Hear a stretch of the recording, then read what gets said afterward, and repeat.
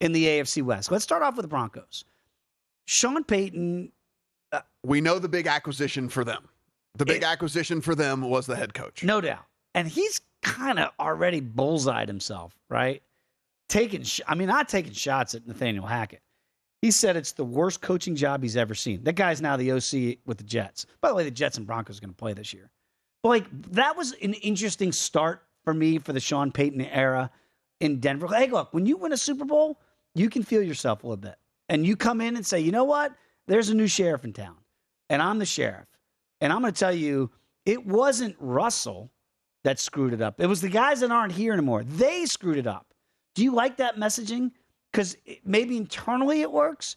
I don't know how it works externally. Yeah, it didn't rub me the wrong way as much as it did everybody else, I guess. But, sometimes you just don't say out loud the things you're thinking. That's it. So, just keep it inside, dude. I get it. I can understand what's going on. But, you kind of look and they bring in Mike McGlinchey. That is a very big pickup for them, right? I mean, that is a perennial Pro Bowl right tackle now that you're bringing in. You're paying a ton of money to, and he's expected to perform.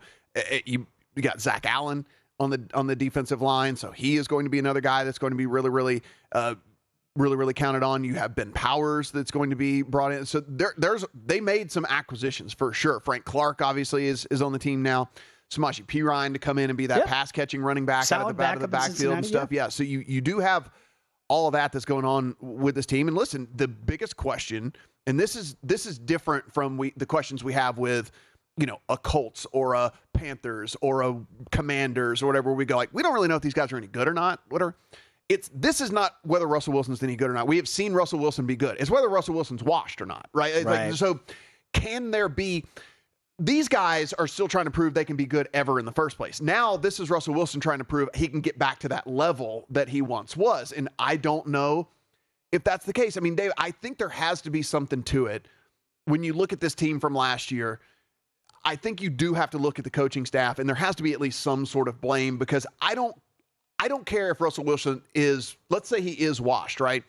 A washed Russell Wilson should still be maybe league average or a little bit below. There are a lot of bad quarterbacks in the NFL, right? I mean, he should not have been literally from every statistical category almost last, right, amongst quarterbacks in the NFL. That some of that, I feel like that burden does have to go on the coaching staff. Some of it, right? Unless you just believe that he has completely and utterly fallen off of a cliff and there's nothing left there with him whatsoever. It just seemed it was a weird atmosphere, right? It felt like, you heard the stories of Russell Wilson doing high knees in the plane when everybody else is sleeping, and maybe he was a diva in the locker room. These are all things that you hear when things go south. You hear all those interesting stories of personalities, right? But Sean Payton is an interesting personality in and of himself.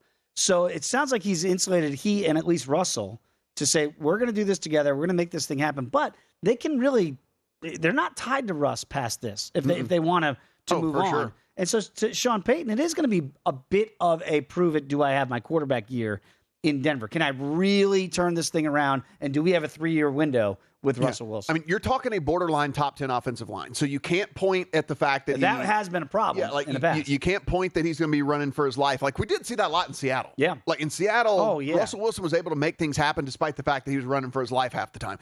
That should not be the case here with this team. This should be a team that has a borderline top 10 offensive line, and certainly if they play above expectation, could be a full-on top 10 offensive line for them. You look at the weapons that he has around him, there is no way that you can point and say that having Cortland Sutton out there, and again, supposedly healthy. Yeah. There are all these things that Jerry Jeudy, supposedly healthy, and then you got Mims, who's going to come in and try to do what he can do as a rookie. I mean, you got some good stuff going on there. We mentioned the acquisition of Perine, who's a really good pass catching back. He's not an every down back, but he's a guy that you can bring in on third down, can certainly move the chains for you if you need be.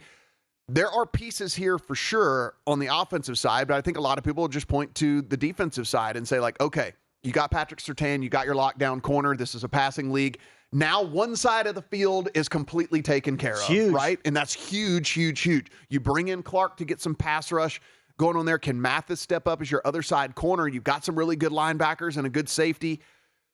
The upside for this team, let's talk about a bull case, I guess, for the Broncos. I don't think a Super Bowl. I don't think whatever. I think playoffs is probably the bull case. I think a playoff berth with a, let's call it 10-7-ish record or something like that. That's what's going to take in the AFC. Yeah, I think that's I think that's the bull case here. I think the bear case is, guess what?